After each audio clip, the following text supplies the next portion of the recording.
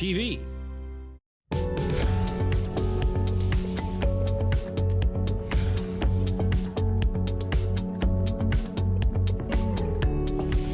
Welcome to this week's Penny Skelton Show.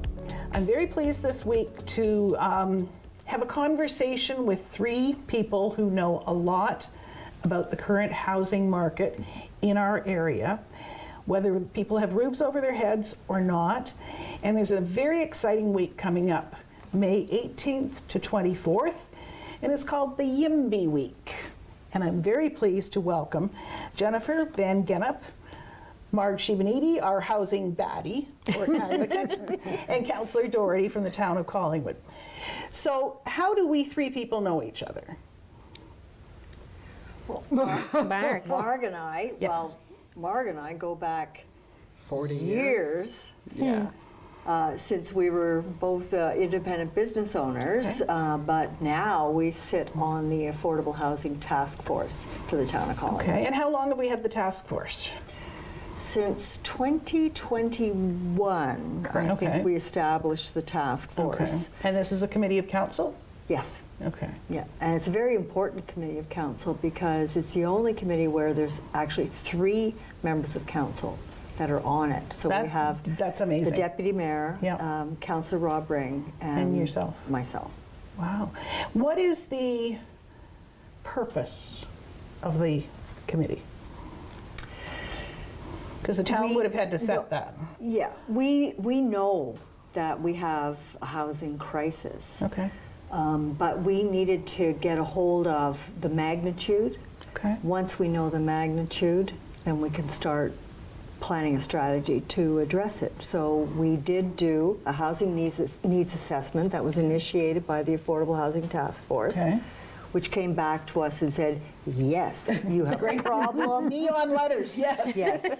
We had the deficit, and Marg, you know the numbers better than me, was some 900 to 1,000 affordable housing units needed. Okay. And that's only growing as our community That has was grown. 2021. Yeah. It's around 3,500 now. Okay. Is our estimate. Yeah. So now we know. So Okay. it's data driven. So what are the solutions? And our Affordable Housing Task Force have engaged specialists in the market. They are represented by different sectors in the community. And we are working now on many different ways, really, to address the issue because there's no silver bullet with affordable housing. No, and we have all levels of government that have gotten out of the Yes. building housing market. Thank you for saying that, Yes. because you're right. Yeah.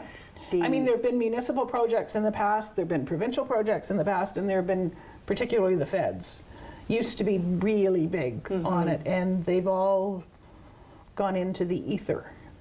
Well, they A bit. did. Yeah, they did. They're in coming the back, 90s, yes. but the current government established the National Housing Act in 2019, 2017, but Yeah. 2019. Came around in 2019. That it came around and have at this point already put $60 billion into housing since That's then. B with So a that's been a billion with a B. Billion with a B. Billion with a B. So that's some serious money. It is. Now, Jennifer, Yes. what is Redwood Park Communities?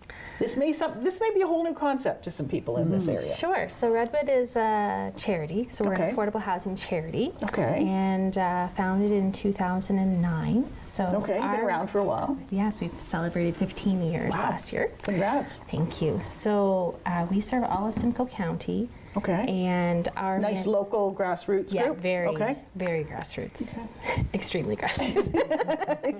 And then, so our mission is to create safe, affordable, hopeful housing where people thrive in supportive community.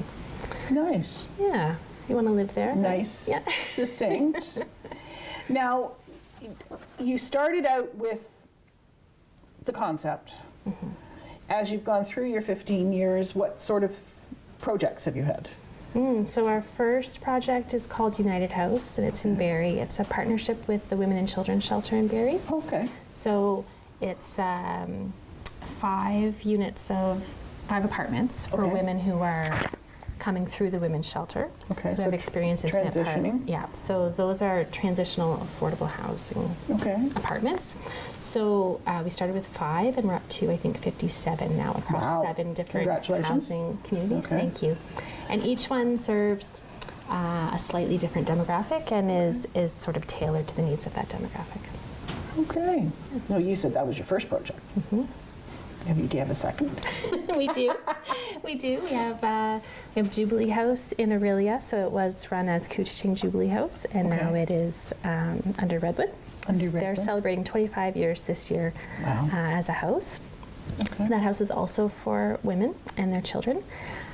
We have Lucy's Place, which is a partnership with Busby Center Okay. in Barrie. So that's Simcoe County's first housing first community for people who have experienced chronic homelessness. Chronic This was a motel renovation Okay. that helped created across the 3 phases, 24 units Units, okay.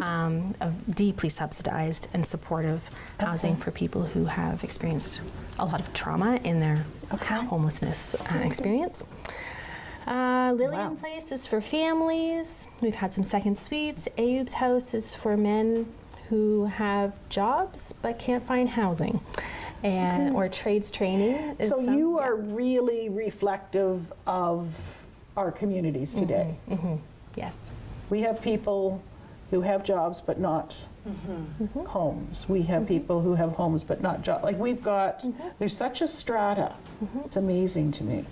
Yeah. Marg, you're my demographics person. Who can afford to live here? Nobody. Nobody. Okay, Actually, show's over. it is really interesting when you look at it. Like our average incomes that we have in the area, Right. there's nothing that is affordable in Collingwood that would match those average incomes. Do you So know people something- already have housing. Yeah, They may have they're secured okay. it when it was lower priced. But Right. if somebody today needs housing in the community and is working at the average wage rate of a family in Collingwood, there's nothing. I did, as a little part of research, I went on MLS just to look at what's for sale. They mostly Staggering. start at $1 million. Yeah. Like I remember when the first listing hit for this area for $1 million. It was big news. Yeah. I remember. Yeah. And it sold. And I mean, today there are no starter homes, right? There are no smaller units, and a lot of the older, smaller units are being bought basically as building lots. Yeah. Yeah. This must be a challenge for council. Yeah. Because you can't really tell people what to put on there, can Yeah, you? it certainly is. You know, council would love to have a bylaw whereby we could protect some of these lower priced, smaller units, but Yep. you can't. You can't. People buy the property, they're entitled to do It's free what they enterprise. want to do. Yeah. And I Yeah. think one of our focuses, though, has been around rental. Yes. We've Okay. identified that our greatest need in the community, Yeah. Is rental. by far, when we look at who's in core housing need, Yeah. Yeah. would be rental households.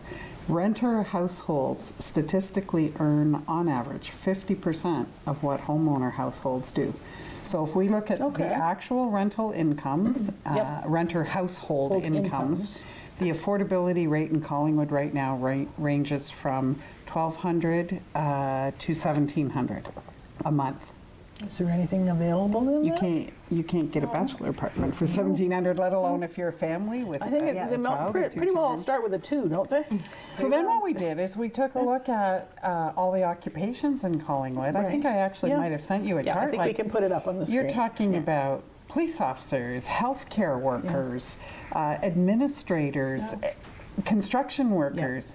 They all fall below the Below. income level of what a rental or a house would be in Collingwood, by far, not by a little bit. Is it much different if we go to Wasaga Beach or Blue Mountains or no? And Clear, yeah, okay. Not a lot. No. Not a lot, no. I mean, I was even looking at houses in Stainer, and I thought, wow, Stainer's come up the pike, shall we say? Yeah, yeah. It's amazing, Yeah. and I mean, for those who are building them, I can understand. But what I don't understand, and probably nobody can answer this, why do we not build the little wartime houses that had 2 or 3 bedrooms, I can answer that. small bedrooms. You go ahead. And have a yard and a place to theory start. too, but I you would go ahead. Say when you're looking at private sector development, developers, the cost of land is so expensive. So True. by the time you've bought the land, when you're going to build on there on a per square foot cost basis, to get your money and your profit back out, you got to build big, sell big, right? So the little houses aren't giving them the profit return. Returns that they need. Okay. And that has been restricted in past years by our zoning bylaw. Our zoning has been very much focused on single-family homes. Yeah. Now there's a recognition, and in fact in Collingwood, we've essentially eliminated single-family home zones. Okay. Because as a matter of right, you can now have 4 units per lot. So, but we have a history. And that's of fairly 1 recent. unit, 1 lot. That's new. So, Yes. That's- yeah, it yeah. is. It's- And Yes, That's the current council. less than a year, yeah. And that's not Provincially, just it's Collingwood. It's, provincially it's 3. Collingwood went went 4. one more. So, that certainly would be part of the reason. But having said that, one of the parties that's running for the election is proposing bringing back housing catalogs, where the federal Okay. government would be getting back into the business. Wartime houses were built by the federal government, Yeah. and then they got out of that Yeah. business. Yeah. Now they're talking about getting back into it. So we don't have a lot of land left in Collingwood, do we, Councillor Doherty? Is that why they're buying them and tearing them down? No, we don't. Yeah. We're virtually landlocked, landlocked. I mean, the green fields that we have right now are, many of them are have been purchased by developers and Yeah. are in some stage of the working through. design and approval process. So, interesting. and the town doesn't own a lot of land, like large pieces of land. no. So, but we have lots of, unopened road allowances Yeah. and such. And council is starting to become of the view that maybe we should start using those if they're big enough, maybe for a Build small something. building lot. Yeah.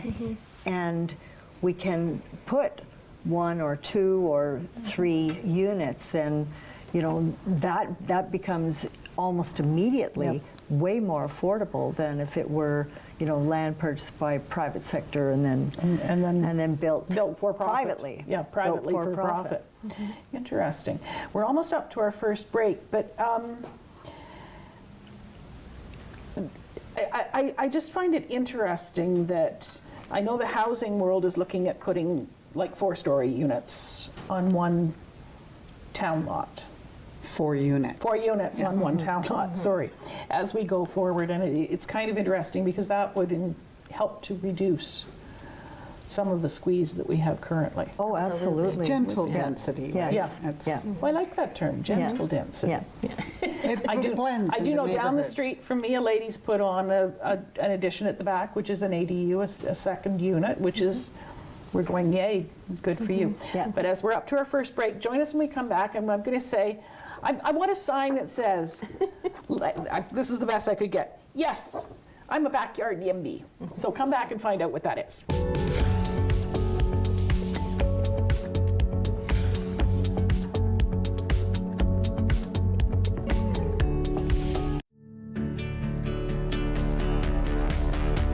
This program is brought to you by Rogers Xfinity, connecting you to more of what you love.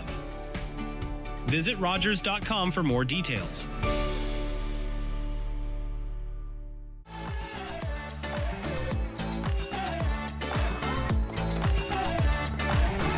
With clubs, leagues, and courts in every province and territory across Canada, squash is the sport for wall-to-wall fun, fitness, and friendship. From coast to coast to coast. Learn to play and you'll want to do it every day. Squash. Play inside the box.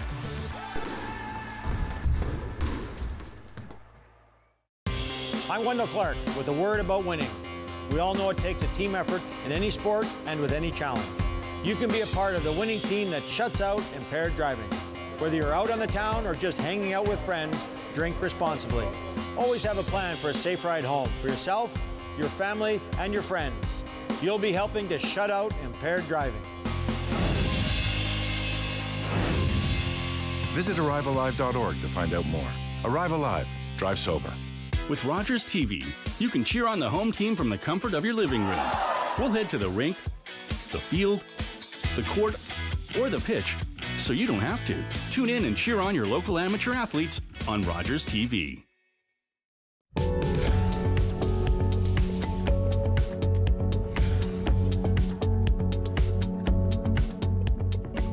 Welcome back. I'm very pleased this week to be talking about YIMBYism, gentle density. Have you ever heard any of these terms? Are you curious to know more? These three people sitting at my table know a lot about them.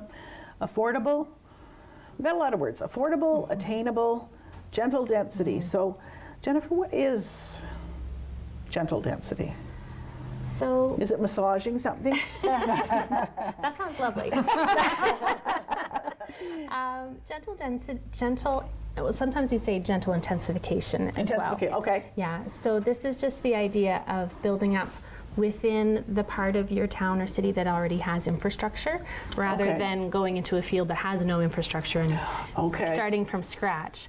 So sprawl isn't really the answer to a lot of our affordable housing problems, because the cost of building out there is quite high. You're astronomical, because you have to start from less than ground zero. Yeah, so actually your viewers might be interested. Ottawa did a study because they were trying to determine to what degree is gentle intensification better than sprawl. So they did a study, and it's a very long, complicated study with lots of math formulas, but what they found was that when they build sprawl, that costs Ottawa citizens, I think it was $465 per person per year to support sprawl.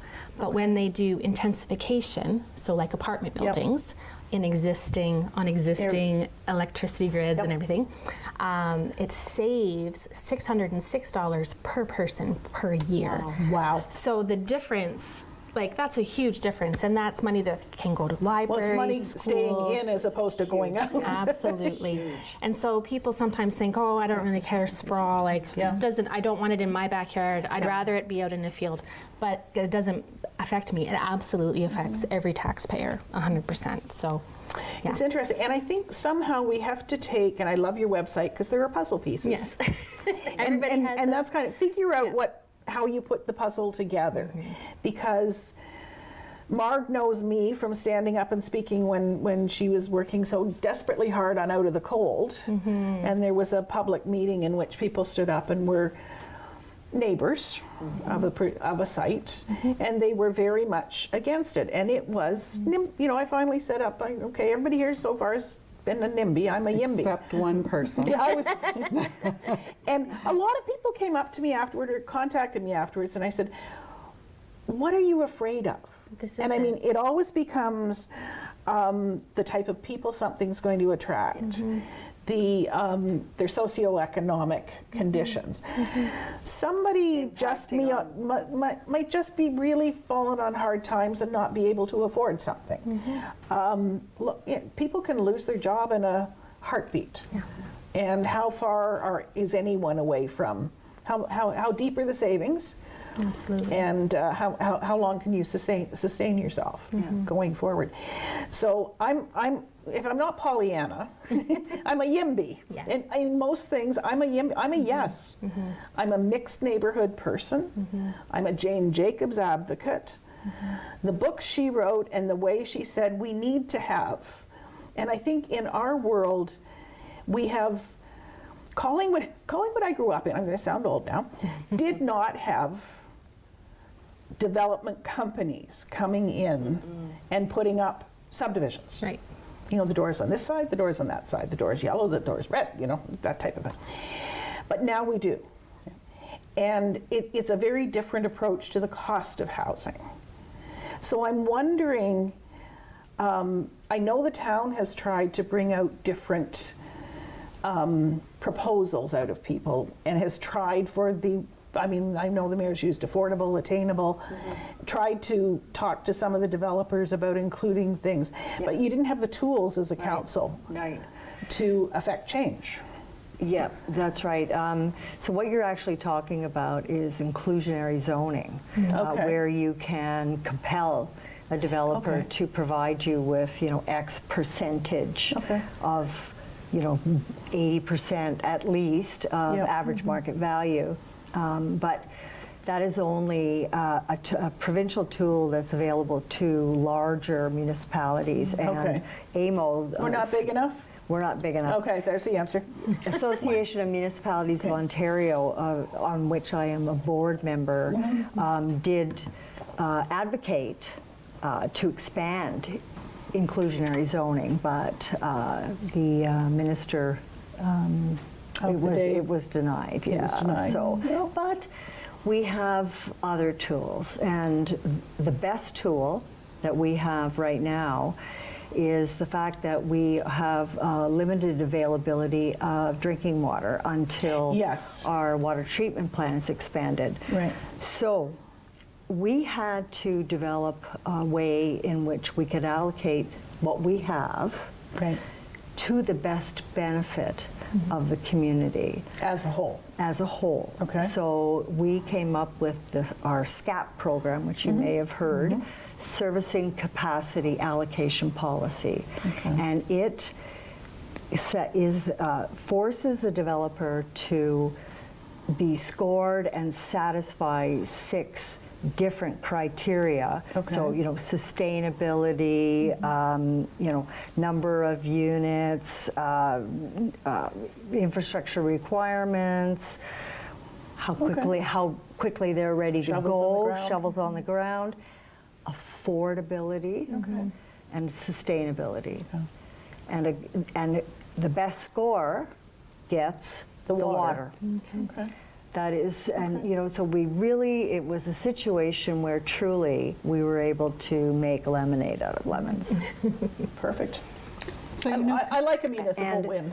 And how that has actually played out is we have had a couple of multi-residential developers who Right. have said, Yep. okay, I will guarantee that 5% of, which is, it's not Yeah. huge, but it's No. something. 5% of our units But will every be. one that comes up, if you get 5%. Yeah, it adds up. One of the best opportunities that we have, we did work with a developer to provide about 10% of his units at below market. Okay. So when he actually did the pro forma on that, based on cost of materials today and so on, it wasn't going to work for him. But he gave the town $1 million donation against our affordable housing reserves. So, There's money in the bank. There's money, like $1 million. That's nothing to sneeze at. Absolutely nothing. Those are the programs that we can work with, and I sincerely hope that once we do have lots of available water, which right now is probably not going to be until 2030, but at that time, that we keep the SCAP program. I hope so. Yeah, be interesting. One of the challenges, Penny, is that we have had people come forward with some really innovative ideas of things that they would like to do. There's a proposal actually right now on the table that don't 100% fit zoning, but should. Should, okay. Because they certainly would represent gentle intensification. Everybody thinks it's a great idea until it's next door to them. And that's the NIMBY, right? Yeah. Not in my backyard. And Yeah. like you say, what are people afraid of? So what Jennifer started in Simcoe County was YIMBY. Yes, in my backyard, right? We need, right now in Collingwood, every development proposal that comes up is met with objection from immediate, every one of them. Yeah. And what happens then is it's assumed it's going to be a negotiation, so developers come in asking for more than they're expecting, and it delays because it's a lot of time, and and every delay puts money. the price up. Yeah. Yeah, prices are not going down. no. Well, we saw what happened in the town of the Blue Mountains with the Attainable Housing Corporation. They had a quote, the numbers penciled out, it worked for affordable housing. And then there were objections that drew it out an additional 2 or 3 years. Yeah.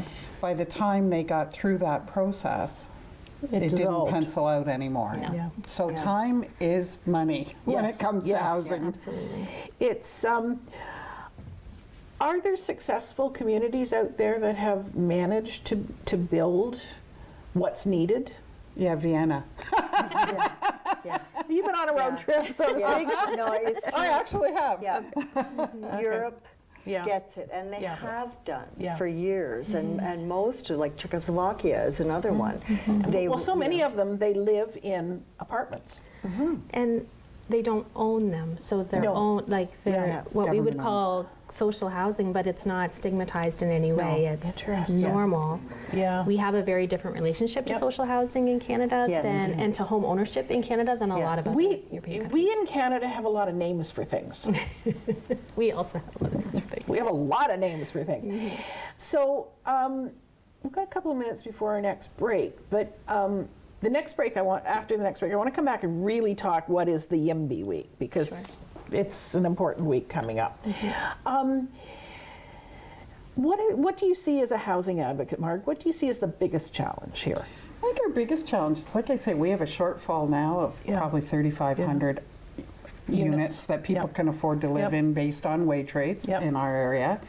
But we also are, so we're a designated growth area by the province, and we're expected to add 17,000 people in the next 25 years. That represents over 6,000 So that means we households. need 20,000. That represents, Yeah. I think, another Yeah. 6,500 households. And again, that's other 10,000. than people, millionaires coming in Yeah. and buying them, you know, and we need to have a labor force to support that. Look at a new hospital. How many people there's will an that employ? interesting balance between, and also how far out can you go to afford to live and Right. still work here, Right. Right. if in fact you're using a tank of And gas in the every other past, day. everybody was going to Shelburne. Well, now go Yeah. to Shelburne. Yeah. It's Yeah. construction, and prices that are going up. It's happening everywhere. So to me, our biggest pressure here, because we haven't talked about the good things happening here. We'll get to that. When you ask if there is a community, Collingwood is considered now a thought leader across the country. We get Whistler calling us for advice. Like, it's unbelievable. And we have had a lot of accomplishments. Our probably biggest challenge, other than money, and we always need money, is NIMBYism. It's a Interesting. major problem in Collingwood. And I guess when we get into our next break, I really want to talk about NIMBYism versus YIMBYism.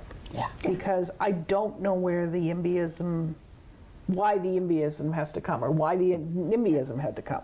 Because these people don't bite, they live in their homes, and they contribute to society. Correct. So when we come back after this break, Jennifer's going to tell us all about YIMBY Week.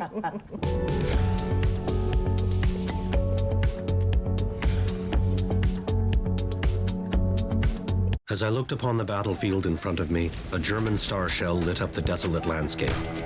I watched as a bullet smashed through the bridge of my nose and left me to the mercy of the darkness. I worried I would be dependent on others for the rest of my life. But Sir Arthur Pearson and the staff of St. Dunstan's had other plans. With their help, I knew I could be self-reliant, and I wanted to bring this idea home to Canada. I wanted Canadians to know that we could hold jobs, that we could contribute, that regardless of sight, all would read, that we, the blind, would shape our own lives, our own destiny. Blinded by a sniper's bullet in 1915, Edwin A. Baker went on to co-found the Canadian National Institute for the Blind, shaping a path forward for the blind across Canada for generations to come. In hockey, only one name transcends the game. It's not Gordy, the great one, or the great eight. Not a Bobby, or a Bob. Not Sid the Kid, or this kid either. And it's not Connor, and no, not even that Connor. The one name that rises above all others is Stanley. Lord Stanley.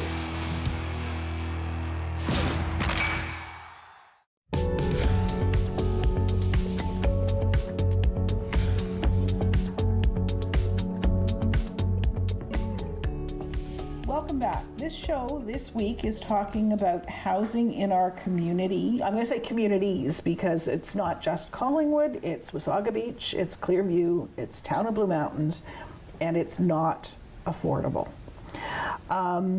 We're not even talking about purchasing. We're talking mostly about renting. And we don't have the rental units. And nobody's really building them in any great numbers.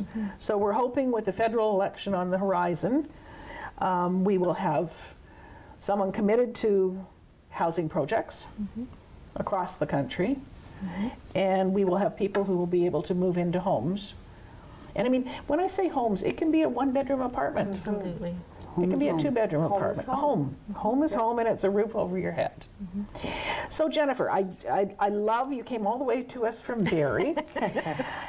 So what will our YIMBY week be like? So what do we do? Well, do we have a parade? Do we protest? I wish we had a parade. So this was something that I wanted to start 5 years ago. Okay. So I talked to my CEO, who's Tim Kent at Redwood, and I said, this is what I want to do. He's like, okay, let's do it. But it has to include lawn signs. And I was like, what are you talking about? He says, that's a great first criteria. Great first step. So, well, do you know what it is? It's a political button. So we have lawn signs. Okay. So if you make a donation to Redwood, we'll bring you a lawn sign anywhere in Simcoe County between now and the end of YIMBY week. Okay. And then the next thing we wanted to do was do a flag raising. Cement it in your front yard. Yeah, right? Exactly. And then we thought, let's do a flag raising. So we called the office of the mayor in Barrie, and she said, yeah, if you've got a flag, we can do a flag raising. Okay. She said, what about a proclamation? And I said, oh, that sounds like a great idea, because I didn't know what. Yeah. I'd never made up a week before, to be honest. Okay. So we said, what about she said, what about a proclamation? And I said, awesome, how does that happen? She said, well, you just write it up, and then you send it over, and we put it on letterhead, and then it's the proclamation. We announce it. So we just made up a proclamation. Okay. And so that's where it started. Okay. And then we also had like a meeting, you know, like it was an event, like a conversation, roundtable discussion. Or open house or whatever, Well, and actually in 2019 we had a lot happening. So we had the groundbreaking of Lillian Place, we opened our furniture bank that week, we did the ribbon cutting at Lucy's Place that week. It's actually a very packed week. It was hard to follow up because the next year it was COVID. So then everything moved online. COVID kind of killed a bunch of stuff. Yeah, so then everything moved online, but it was neat because we could have virtual panels and webinars with experts from all over. So we had a conversation about gentle intensification. We talked about housing as a human right. We had a couple different Now you told panels. me something in the break that I did not know. Yeah. In Canada, housing has been a human right for, guess how many years? 6. I would have thought a lot longer than that. So I happened to be in Ottawa, and I found out that the law that would make housing a human right was being presented in Parliament? Yeah, but the part where the lieutenant governor comes and does the whole thing, the whole thing, the signing of them at the end of the session. And so I actually went to the Senate building and watched that be done. So it was, I can tell you, it was on June 21st of 2019 is when housing as a human right became law in Canada. But we were talking about how in Europe they have because it's been enshrined in international law since 1948. Okay. But they're also heck of a lot older than we are. Yes. In Europe, and their buildings. Yes, and so Europe has a different relationship with international law. So that's just post-war, which is interesting. That's true too. Yeah. It's actually not super long time ago. So they have a different relationship with housing as a human right in Europe. Or actually, they have a different relationship with international laws in Europe. As well. They're binding in Europe, and they're not considered binding in Canada, which doesn't really make a lot of sense to me, but that's the way it works. So Canada made it a law as part of the National Housing Strategy, that Act, in 2019. Wow. Yeah. So are we going to run some seminars this year? So yes. So there'll be flag raisings. There's flag raisings all over. Last year, the county of Simcoe came on board, and they purchased flags for all the towns that want to do a flag raising. So we have flags for everyone that wants to do one now. And that was great. And they helped spread the Does word. it happen to have this message on it? It has, that is the flag. I'm a YIMBY. I'm a YIMBY. That is the flag. The Okay. flag looks exactly like that. And then, so we do flag raisins in Barrie, and then Aurelia came on board, and then Midland came on board 3 years ago. Last year we had lots of towns as well, and out at the county admin building. Nice. And then Collingwood has joined this year. So I believe the community is working on an event for the week as well. Yes. Through the housing. Yes. So we will be doing a flag raising on Tuesday, May 20th. Like YIMBY week is the 18th to the 24th. Yep. So we will be doing a flag raising in front of the library on May 20th at 4 o'clock. I'll be there. And then the very next day, we'll be kicking off what we're calling Collingwood Talks series. Oh, okay. And it will be held What are we going to talk about? So we are going to talk about affordable housing and NIMBYism and YIMBYism and how we can make it work and general densification and getting people familiar with the issues and you know, removing the stigma, I think, really. And I think stigma is a good word, but also, are we a community of NIMBYs? And you know, the because whole if you watch council like I do, there seem to be a lot of people who are against. There are. Things come up, and that's fine, but just like not right here. But you hear of the people who are against. You don't hear from the people who are in favor of it. So we're trying to put a we need to positive spin build on that this. capacity in our community, and it's something that the Affordable Housing Task Force has started to work on. But what Deb was just mentioning is we're going to be using YIMBY Week as the kickoff for our conversation series, which will run about 18 months. And conversation is the best word for it because it is a two-way conversation where every month roughly we'll be having public conversations about different topics. People will go into groups, one question, answer this one big hairy question, and come back, and the town and council and the task force, everybody's listening. What is the community saying? How can we tailor things in our community that people can embrace? So we know we have to grow. We talked about those stats. How do you want to grow? Given that this is a fact, And it's not a matter of annexing Clearview. Right. So the question is, what should it look like? And you might have people come back, although I doubt it, and say, well, we should have 40-story apartment buildings and put them all in one building and then that's that. You may have other people come back and say, well, we just shouldn't grow. That's not a fact of life. So we want to hear what people are saying, and there's a multitude of topics. So it's going to run about 18 months. Okay, interesting. Because we've got a lot of people who can be supportive, but just not on my street.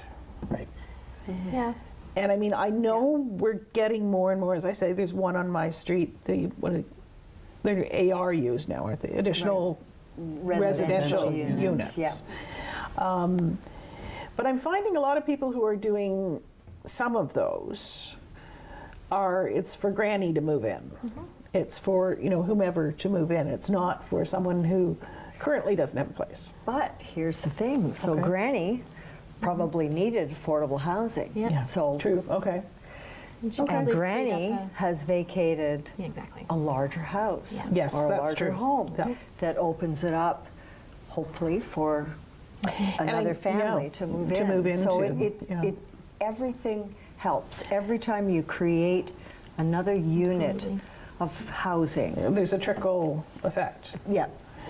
It's interesting as we go along, because I look at widowers, and they're staying in great big houses. Some are staying in great big houses. They're overhoused. They're very much overhoused. And I know there was a bit of a movement to try and say, like, have a student move in, if somebody's at Georgian or whatever, move in, help out with the chores. I'm not sure that really took off with anybody. Especially during COVID. Well, true, especially during COVID. When a lot of that was being tried. Yeah, it's another tool in the toolbox.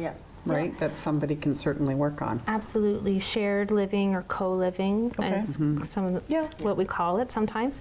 But for a lot of people, it also offsets like the loneliness factor. So we have an affordable housing crisis, but you also have a loneliness and mental health crisis, right? Yeah. So sometimes, just living with a roomie. And it's, honestly, it's healthier. 100%. Yeah. So as we go along. So I'm excited about the 18 months of, are they in, these are going to be in person? Yes. Yeah. Are you going to tape them so people can go back and watch them? That's a really good question. We are having our very first organizing meeting on this, I think, next week, if I'm not mistaken. It's coming very soon. So I can't answer. This is really new. This is hot off the press. Because I can tell you, I mean, even some organizations that I've gone to meetings, somebody just sets up a stand with their an iPhone or a whatever the generic phone is, the other Android. There we go. That's a very good idea. And they just put it on a stand and it runs, and it's amazing up close. It can pick up all the voices, picks up some of the questions, and it's just a chance you could put it online. And if somebody misses it, and they can see. They can take a look at it, or if they're too shy to go. And we hope people won't be. And we're also going to be starting a newsletter that hopefully also will kick off. We've got a lot of stuff we want to kick off during YIMBY week, but that people can sign up for. Of course, it's free. They can unsubscribe anytime, but it'll tell them about upcoming events like that. We did one in October. It was phenomenal. Glad you mentioned that. And almost everybody who left that session, really, I think maybe everybody said, when can we do this again? It was. It was amazing. Magic. Now, were they all currently on your side, or did you convert a few people? No. I mean, it was a real mix of community. And it's when we were talking about changing the bylaw to allow 4 units and reduce parking requirements. And so it was kind of put to the crowd, and everybody worked. And out of that came real golden nuggets of great ideas that ultimately made it into the final recommendations. So it was a really valuable community conversation, and we said, we got to start doing this about everything. Totally.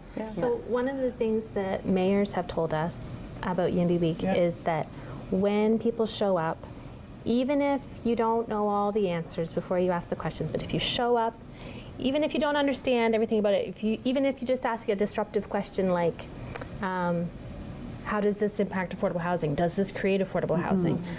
You know, questions like that, it gives... It starts a dialogue, and it gives the council the courage to do what they know they should do, actually. What's best. Because sometimes YIMBYs don't speak up because they don't know if they have the right words or if they have, you know what I mean? So often most people don't speak up because they don't want to be made fun of. There are a lot of silent YIMBYs. So if we can, even just a lawn sign helps people, or a couple good questions that they can ask during a council meeting, it helps them speak up. Really good point. Well, guess what? We're up to our next break, so join us when we come back, and we're going to continue this conversation about everybody becoming a YIMBY.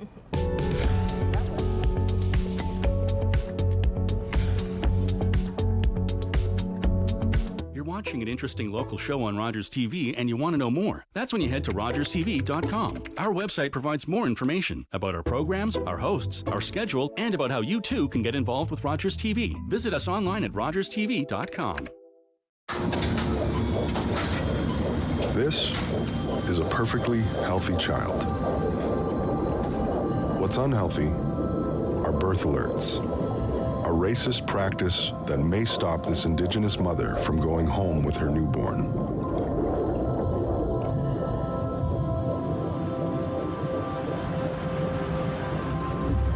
Become an ally. Rise above racism in healthcare. Summer days, summer nights, lots of things to do, places to go, and people to see. If you're having a few drinks, be sure to plan ahead and get home safely. We don't want to pick you up.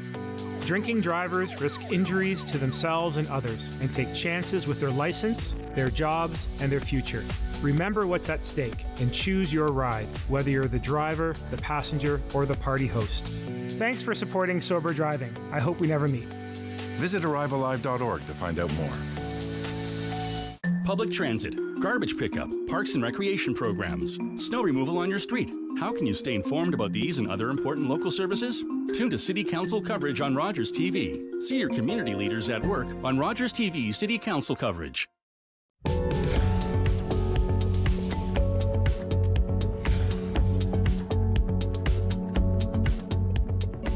Welcome back. This week I'm very pleased to have a discussion about affordable housing, rental markets with, I'm going to say 3 experts. 2 are on the town's Affordable Housing Task Force. That would be Councillor Deb Doherty and Marg Scheben-Edey. Are you the chief poobah or? Nope, I'm just a housing baddie. Housing My new term. Your new term. I like it, I like it. And Jennifer Van Gennip. So, Redwood Park Communities, based in Barrie? Yes. Creator of YIMBY. Did you create YIMBY? So there are there are other YIMBYs. There are Okay. other YIMBYs. Okay. We created this YIMBY week, and our tagline is because everyone deserves a safe, affordable, hopeful place to call home. Okay. And when that's the case, our entire community benefits. Okay. So we're actually all better off when we all have a place to call The home. one thing I will say, we live in a community that has very big heart. Yes. Yeah. And I think we should all be looking inward a little bit and ordering our lawn sign. We really, really should. Yeah. And put them up and say, okay, I'm a housing advocate. Yeah. I'm a housing baddie. There's your new tagline. So are there communities in Canada that do this well? Is there anybody more advanced than we are, or is everybody struggling at the same rate? I think Whistler historically has done a good job because they, back 25 years ago, were building employee housing. Okay. So not quite the same, but recognizing that They were a little if remote and they wanted people. Yeah, that's right. So where are we going to put them? At the wages that we pay. Yeah. So, I think that they were very good at that. But they're struggling now. Are they? Yeah, they are. Everywhere is. Yeah. Hamilton made some good progress for a while. Okay. And it also depends on what metric you're using because Mm-hmm. like Calgary has done a lot of good work of getting people moved out of their shelters into housing. Okay. And then Fredericton has the 12 Neighbors community, which I visited, and it was just really something to see with the tiny houses. There's pockets. I would be hard pressed to name a municipality or a city or a town that has it sorted. Do not-for-profits sort of take the lead in this aspect in our country? Often. Often. Okay. Yeah. Okay. Yeah. Because I'm pretty sure not every municipality has a housing discussion. Advocacy group. Do you know in Collingwood we have just seeded the formation of one. Right. Yeah. Collingwood put out a request for proposals, some money available to seed the formation of a not-for-profit group that could develop, own, manage affordable housing, and that has been awarded. Okay.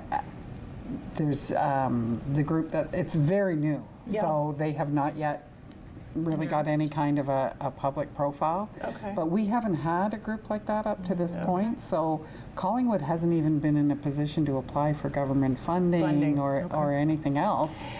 What about the Beach Street development? The old Birch. Sorry, the Birch. Yeah, my friends on Birch will be mad at me.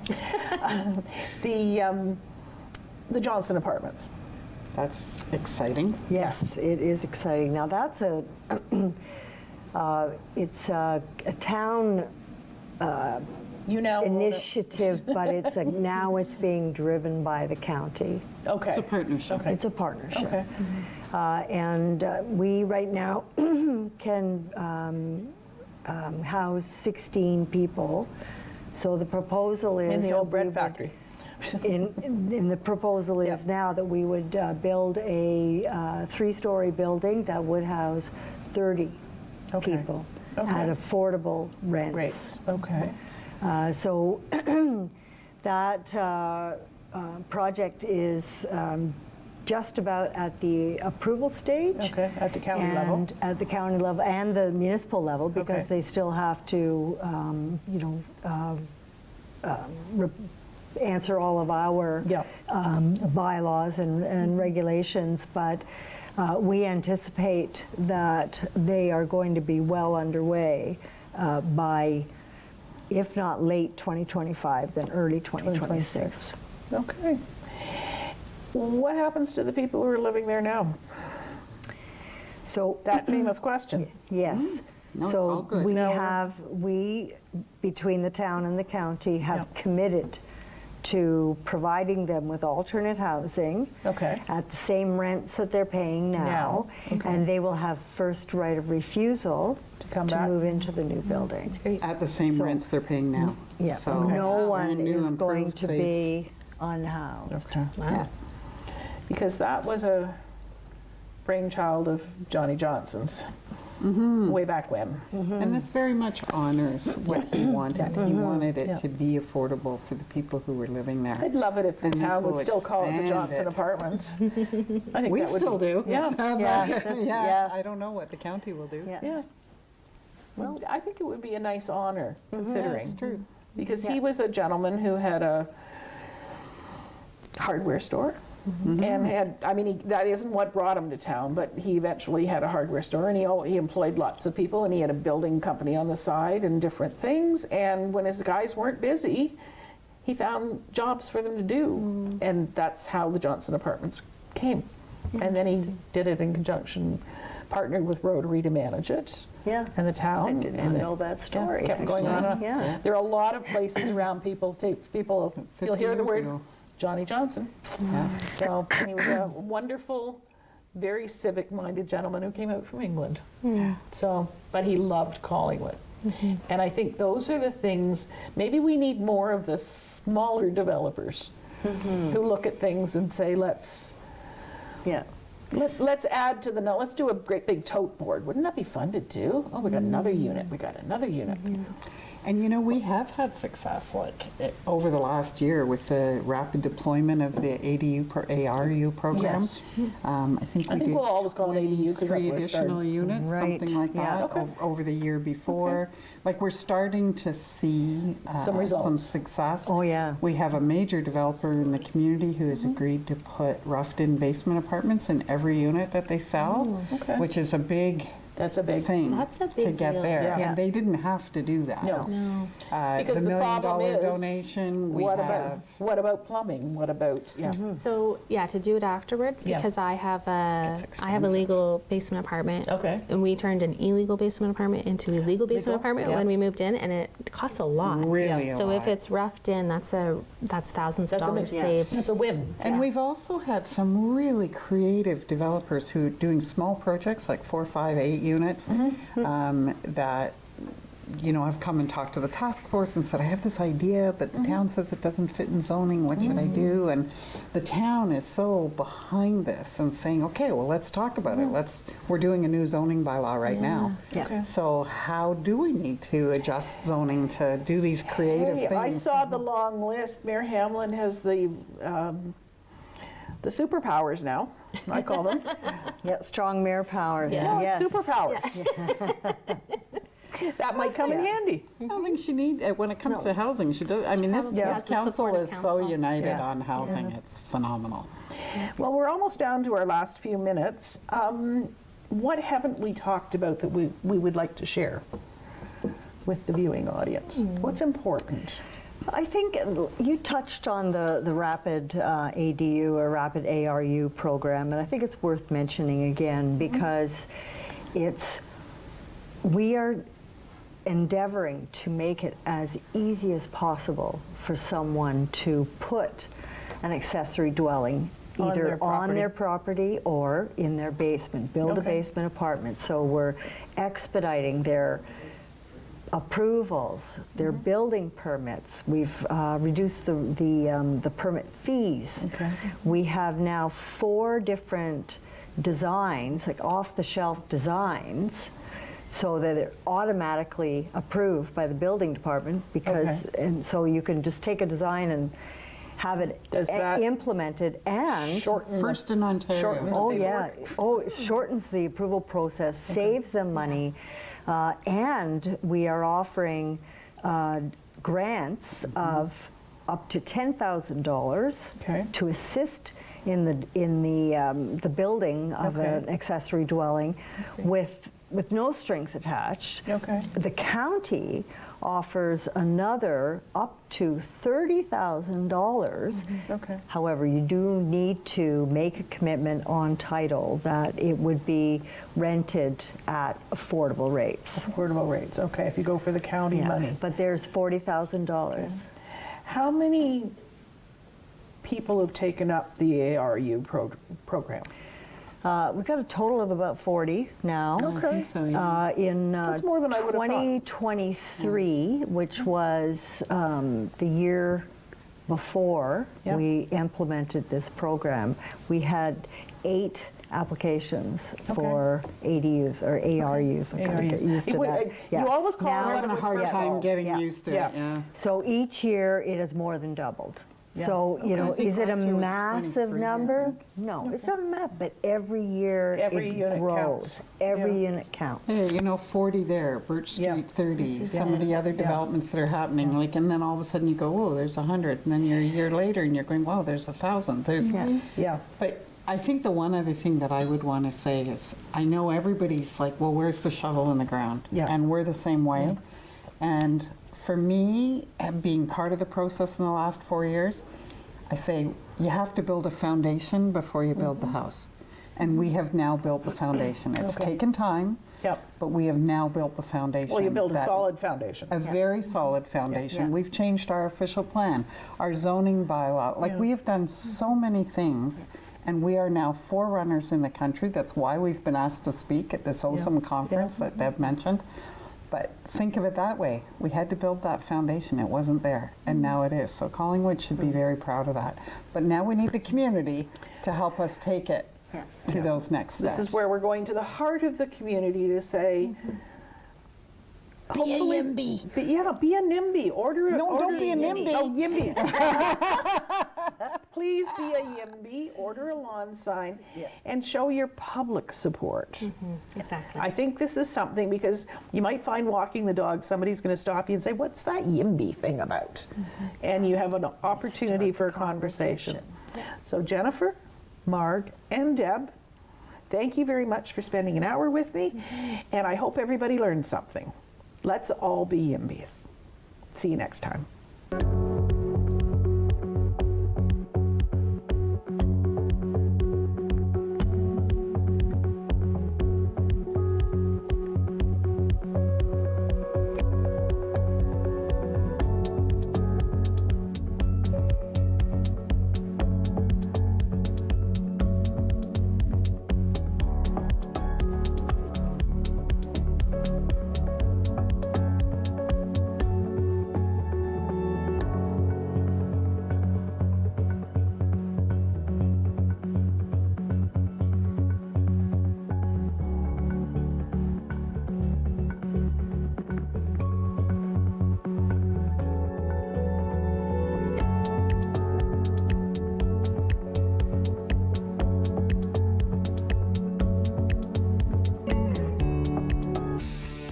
Connect with us by visiting our website or email us at comments@rogerstv.com.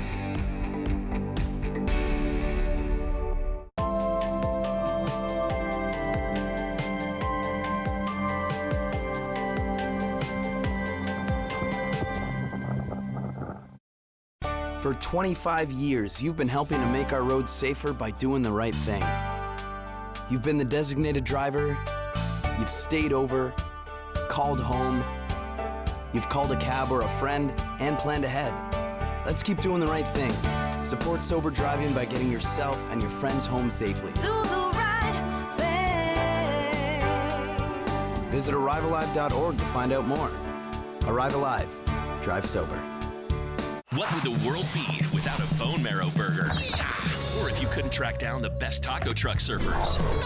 Or never knew Worcestershire sauces and tikka masala could tick all your boxes? What if you'd missed the fried chicken with kimchi and it never melted firsthand for the pierogi grilled cheese? It's so good. Where would you go and what